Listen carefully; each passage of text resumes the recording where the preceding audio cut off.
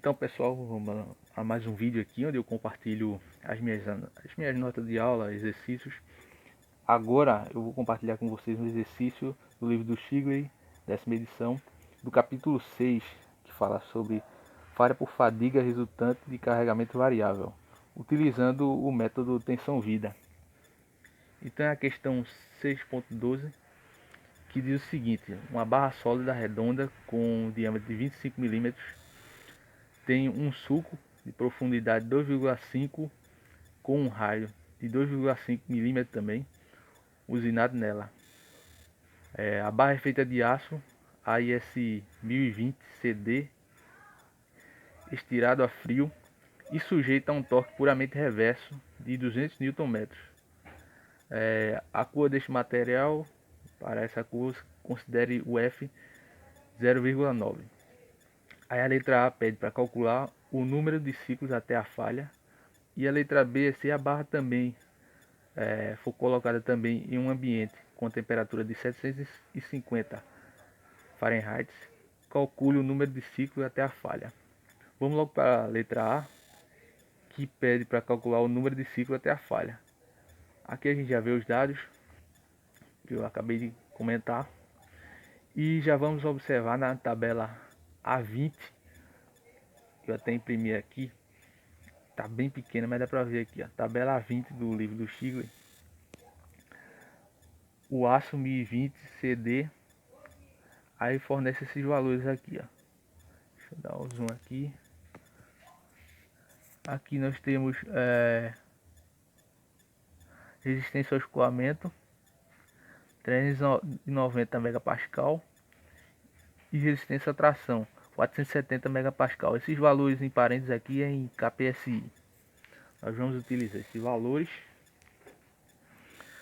porque o que a gente vai fazer é a análise de falha do carregamento, que é completamente reverso.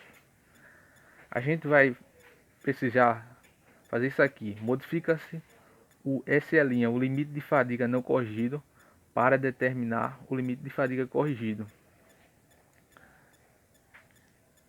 Então a gente vai achar cada um desses fatores aqui, que multiplicados dão o limite de fadiga corrigido. Então vamos lá. Fazer o desenvolvimento das tensões aqui, o desenvolvimento logo da resistência. Fator de superfície. Esse Ka aqui tem essa fórmula aqui. O SUT, que é a resistência à tração, elevado a esse coeficientezinho aqui B, multiplicado por esse outro coeficientezinho aqui A, que a gente vai achar na tabela aqui, ó. Parâmetros de fator de modificação de superfície de marinho. Como o próprio enunciado diz, né, a superfície é usinada e laminada a frio, então o fator A tem esse valor aqui, 4,51, e o expoente B tem esse valor aqui de menos 0,265. Então a gente substitui aqui e acha o fator de superfície. Fator de tamanho, KB, tem essa formulazinha aqui, onde esse diâmetro aqui de 20 milímetros é o seguinte: pelo desenho aqui a gente viu que tem um diâmetro total aqui dessa superfície dessa barra sólida de 25 milímetros de diâmetro. Então com um raio de 2,5 de cada lado, então a gente tira os 5 e fica com um diâmetrozinho aqui dessa parte aqui desse sulco de 20 milímetros. Tirando o raio de 2,5 aqui, sobrou 20 milímetros. Essa partezinha aqui tem esse diâmetro de 20 milímetros. E é o que a gente vai usar, cadê aqui? Aqui, já para calcular aqui o fator de tamanho, que é esse valor aqui 0,9. Fator de carregamento, como a gente está sofrendo força de torção, então esse valor aqui 0,59. E os demais valores, como não foram fornecidos, a gente considera eles como sendo igual a 1. Por exemplo, o KE, o KF, o KD.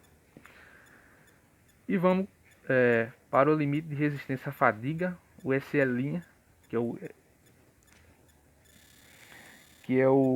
o SL', que é o valor não corrigido, para depois achar o limite de fadiga corrigido. Tá vendo? A gente usa ele aqui. Ele tem essa fórmula aqui, 0,5, que multiplica SUT, a resistência à tração mínima. Como a gente achou esse valor de SUT aqui, a gente observou na tabela, a vocês, 470 megapascal, resultando esse valor aqui, 235 megapascal.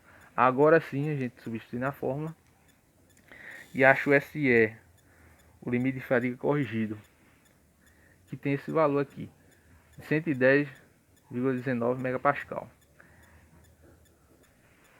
E é o seguinte, é vida finita, porque para ter um número de ciclos, como a questão pede, ele tem que ter vida finita e não infinita. E é o que a gente vai ver agora, vai continuar aqui com o cálculo da resistência à fadiga. Se for vida finita, no caso, a gente isola esse N aqui e acha o número de ciclos. No caso, a gente está sujeito aqui, como a questão disse, a um torque puramente reverso. No caso, a fórmula ficaria assim. Então, vamos achar aqui, determinar todos esses valores para isolar esse N aqui e ver o número de ciclos, né? Primeira formulazinha que a gente vai usar aqui é a resistência à fadiga torsional sob tensões flutuantes. Que é essa formulazinha aqui. Resistência à fadiga torsional 0,67, que multiplica a resistência à tração mínima, foi o valor tabelado que a gente achou, 470, resultando nesse valor aqui, 314,9 megapascal. E agora a gente vem aqui para essa forma e acha esses coeficientes aqui, o A e o B. Não confundir com aquele outro que a gente achou lá, o A e o B, porque eles têm essa fórmula aqui, ó, F vezes SU sobre o SE, substituindo os valores. Esse F aqui é 0,9, como disse no enunciado. Esse SU aqui, a resistência à fadiga torsional, a gente acabou de achar aqui. E o SE, que é o limite de fadiga corrigida, a gente achou lá, ó, 110. Substitui aqui e acha esse valor para o A. Para o B tem essa fórmula aqui de menos 1/3 log de F SU sobre SE. Esses valores a gente já tem, substitui e acha o valor de B. Pronto. De posse de A e B, de menos 0,137, o A é 728,93. A gente já tem esses valores aqui para no final, quando a gente for calcular o N, que vai estar dessa fórmula aqui, a gente já tem esses valores. Vamos mais adiante, a gente tem que calcular outros fatores também, como o fator de concentração de fadiga, que é no caso só de torção apenas. Com essa fórmula aqui, resta achar quem é esse Q e quem é o KTS. O KTS é o fator de concentração de tensão geométrico. Como eu tinha mostrado, o diâmetro todo dessa barra sólida é 25 milímetros. O raio aqui 2,5, com 2,5 não dá 5 milímetros, que a gente tira aqui dessa barra e fica com essa partezinha aqui, ó, que é o que a gente está calculando a tensão dela aqui, que é de 20, o diâmetrozinho dela é de 20 milímetros. A gente faz essa fórmula aqui para achar o KTS, o D maior, que é de 25, sobre o D menor, que é de 20 diâmetros, e o raio 2,5 sobre o diâmetro da partezinha que a gente está calculando, 20. Através dessa fórmula aqui, a gente acha esses valores, onde a gente vem para uma tabela aqui. Essa tabela tem do livro do Shigley e outras tabelas, que é a tabela de fator de concentração de tensão geométrico. Tá vendo aqui o Rzinho? Tá balançando, que eu estou segurando com a mão só. Mas vocês podem ver aqui o Rzinho sobre D, que é esse valor aqui que a gente achou. A gente olha aqui embaixo e o D maiúsculo sobre o Dzinho, que foi esse valor aqui que a gente achou aqui, ó. A gente vê uma curva aqui traça a reta aqui e observa aqui do lado de cá que a gente vai ter o valor do KTS.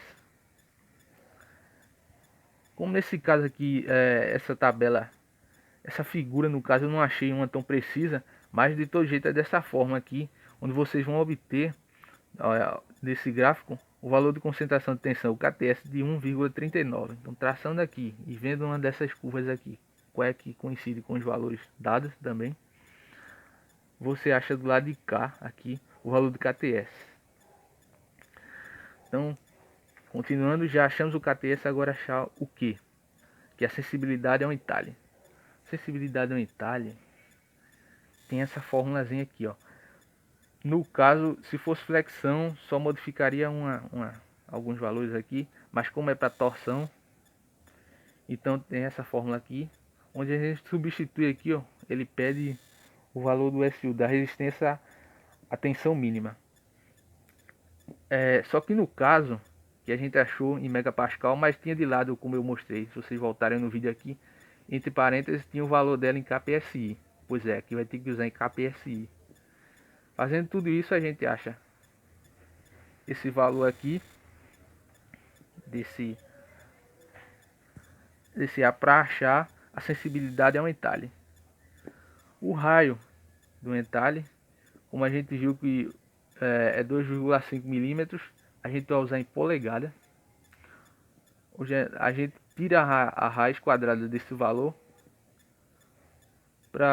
de posse dessa raiz quadrada, desse Azinho aqui da torção, e dessa outra raiz quadrada aqui, a gente vem para a fórmula da sensibilidade ao entalhe, substitui esses valores e acha esse valor aqui. A sensibilidade ao entalhe é o valor de 0,811. E agora sim, de posse do KTS e do que a gente acha a concentração de tensão fadiga, né? Substituindo aqui esses valores e deu esse valor aqui, aproximadamente 1,316. Mas a gente está calculando tudo isso por quê? Porque, como eu tinha mostrado a vocês, a gente tem que vir para essa fórmula aqui, que no caso, a gente está trabalhando com torque, e isolar o N. Só que tem que achar esse valor aqui do torque puramente reverso. A gente acabou de achar, ó, esse valor aqui, utilizando essa fórmula para achar a concentração de tensão de fadiga. E de posse desse valor aqui, a gente vem para essa fórmula aqui, onde já está pedindo ele aqui,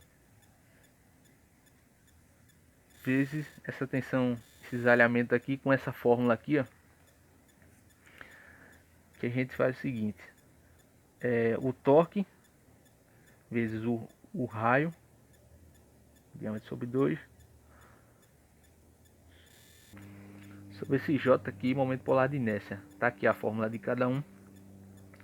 Por exemplo, o momento polar de inércia, pi vezes o diâmetro é aquele diâmetro de 20, como a gente está calculando a partezinha rebaixada de 20 milímetros, sobre 32, e esse diâmetro é elevado a quarta.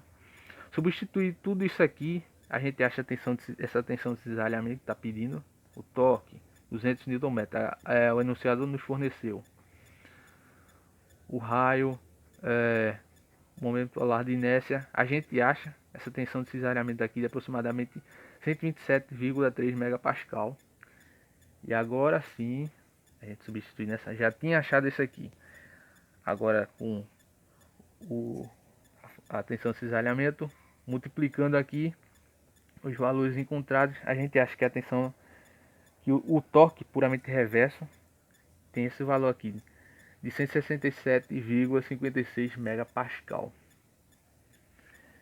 Visto que, veja, esse valor aqui de 167,56 megapascal, ele está entre o limite de fadiga corrigido que a gente achou, de 110, e entre a resistência ao escoamento de 390, que foi tabelado para esse material, que é o material que é o aço AISI 1020 CD. Como a gente achou que o torque puramente reverso está entre esses dois, então a gente conclui que tem vida finita. E agora sim a gente pode retornar e calcular, como eu disse, isolar o N e achar o número de ciclo. Que foi o que a gente fez aqui. Para essa fórmula aqui, como a gente tá, a força aqui no caso é torque puramente reverso, a gente isolou o N. Aqueles valores de A e B que a gente tinha achado lá no começo, deixa eu ver aqui nas minhas anotações, que eu tinha achado o valor de A e B. Pronto, naquela hora aqui. A gente vai usar eles agora. Tanto papel, mas tá aqui. A gente vai usar esses valores agora. Substitui já com N isolado aqui, todos os valores. E acha que o número de ciclos, aproximadamente aqui, 46 mil ciclos. Então tá aí a letra A, que pedia para calcular o número de ciclos até a falha dessa barra aqui, que está sujeita ao torque puramente reverso. A letra B dela é o seguinte, essa questão perguntava o seguinte: se a barra for também colocada em um ambiente com temperatura de 750 Fahrenheit, calcule o número de ciclos até a falha. Quando a gente modifica a temperatura, se a barra é colocada em um ambiente com essa temperatura aqui, vai interferir no valor do fator de modificação de temperatura. Naquela hora que a gente calculou todos esses fatores aqui, a gente, como na letra A não falava nada sobre esse KD, que é o fator de modificação de temperatura, então a gente considerou igual a 1, mas agora na letra B, no caso, a questão propõe isso. Se for modificado, então como a questão pediu para modificá-lo, então a gente vai usar a fórmula dele, que é essa daqui, essa fórmula grande aqui, e substituir onde tem o TF, esse valor aqui de TF igual a 750 Fahrenheit. Substituindo aqui nessa fórmula, a gente acha esse valor de KD aqui de aproximadamente 0,90. Agora sim a gente pode retornar para o cálculo do limite de fadiga corrigido. O restante a gente já tinha já o K, o KB, o KC, que já foi fornecido na letra A. Só agora que a gente vai fazer ele com esse valor de KD aqui, que não é mais 1, mas sim 0,90, que resultou nesse valor aqui, 99,17 megapascal. Então, novamente, para achar o número de ciclos, a gente só vai calcular o que foi modificado por isso, né? Porque o resto a gente já tinha já. Então a gente vai chegar aqui e vai substituir na fórmula para achar aquele Azinho e o B que a gente substituiu aqui quando isolava o N. Ficou mudado porque o SE aqui agora é um novo limite de fadiga corrigido, um novo SE. Que foi esse daqui, substituído na fórmula. O Fzinho a gente já tinha. O SU foi calculado na letra A também. Então o Azinho resultou em 809,96. O B também, o Bzinho, que tem essa fórmula aqui, só substituindo o valor que a gente achou agora do SE, que foi esse 99,17, e acha esse valor aqui de menos 0,152.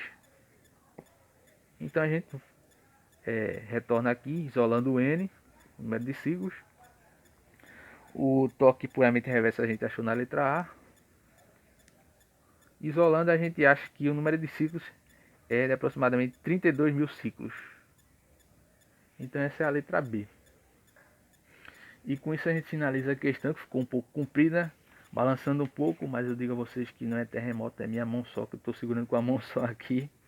Espero a compreensão de vocês e espero ter ajudado. Essa é a questão 6.12, o livro do Shigley. Então pessoal, é isso. Valeu.